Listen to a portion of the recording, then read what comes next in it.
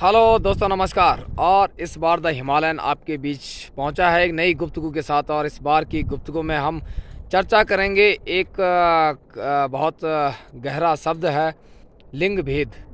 दो अलग अलग शब्द है। पहले लिंग क्या होता है, फिर हम समझाएंगे आपको जो हमारी समझ कहती है ये भेद क्या है।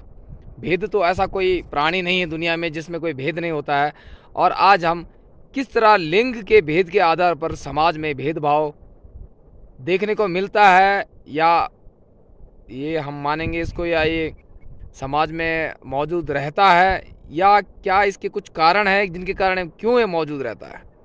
इसके कई नेचुरल कारण भी है और कई इसके एक रॉन्ग बिहेवियर डेवलपमेंट के कारण कुछ मानसिक विकृति जो है दिमाग में उत्पन्न हो जाती है।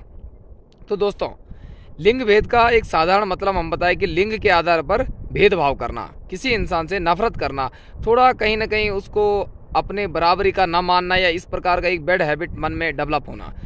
तो लिंग भेद क्या होता है, मान लीजिए स्त्री, पुरुष, और तीसरा लिंग होता है नपुंसक लिंग।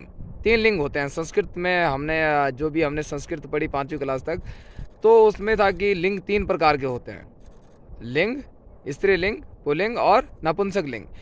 जिसको कहते हैं कि नपुंसक लिंग कोई अपराध नहीं है, किसी के घर में भी पैदा हो सकता है। कहीं ना कहीं जो लिंग भी है कुदरत प्रदत्त है, वो भी इंसानी किसी बायोलॉजिकल डिसऑर्डर के कारण कुछ अंगों में फेरबदल हो जाता है।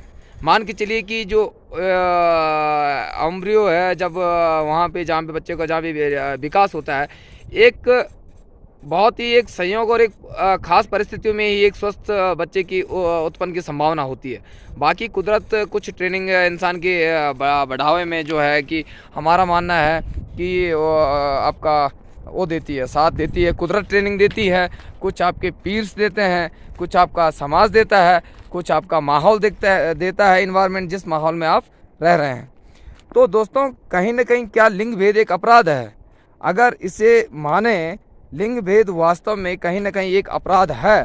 लिंग के आधार पर किसी इंसान की भावनाओं से, सहिष्णुता से और उसके प्रेम से उसके प्रति वो भेदभाव किसी भी बेसिस पर हो, क्योंकि कोई भी इंसान इतना मौलिक और इतना ये नहीं हो पाया दुनिया में, बौद्धिक रूप से इतना भी ये नहीं हो पाया कि वो अपनी सेम सॉफ्टवेयर और हार्डवेयर जो उन्होंने अपना विकास जो भी किया है, शरीर को एक मोटा मोटा अगर कंप्यूटर की भाषा में कहें को हार्डवेयर मान लीजिए। जिस तरह शरीर का विज्ञान, बहुत सारे आध्यात्मिक लोग और एकांतवास जो चुनते हैं, कहीं ना कहीं उन्हें शरीर के विज्ञान की गहरी समझ होती है, ऊर्जा के नियंत्रण की गहरी समझ होती है, इसलिए वो लोग वो रास्ता चुनते हैं।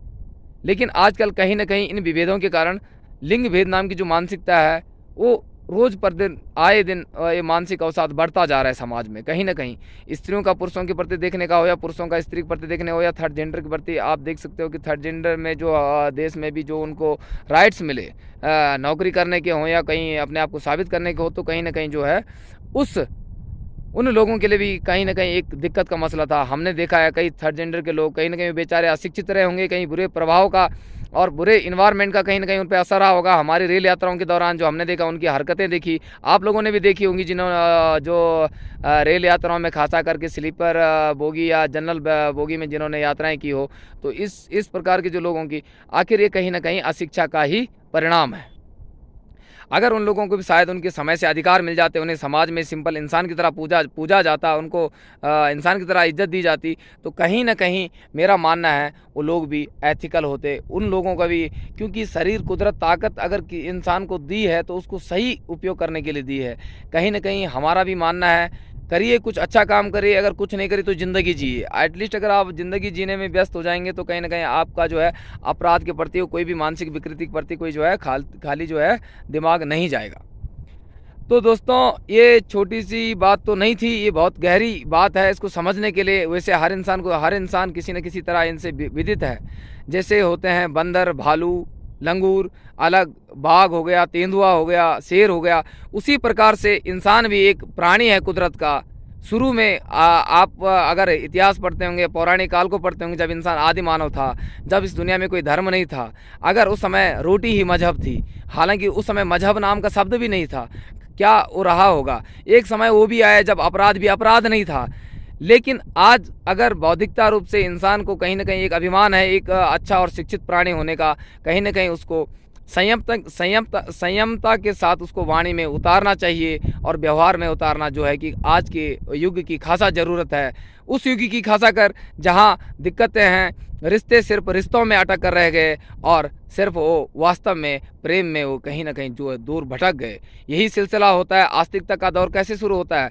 एक इनर एम्प्टीनेस इंसान को इधर उधर भगाती है। वो हो सकता है वो एम्प्टीनेस घर का कोई इंसान भी पूर्ण कर सकता है। वो एम्प्टीनेस आखिर क्या हो सकती है? यहाँ पर हम कोई लस्ट से रिलेटेड कोई विचारों का समर्थन इस खासा कर इस लेक्चर में नहीं है। तो दोस्तों, जो लिंग भेद है कहीं ना कहीं वो एक अपराध है और लोगों को अपना मनोभाव बदल देना चाहिए और हर इंसान की जो है कहीं ना कहीं रिस्पेक्ट करनी चाहिए। कोई भी भगवान, अल्लाह, खुदा जो भी है, सब ईश्वर एक है। अगर कुदरत है तो कुदरत का कहीं ना कहीं टेम्परेचर हो, सूर्य का रूल हो या किसी का भी हो, सबके लिए समान है।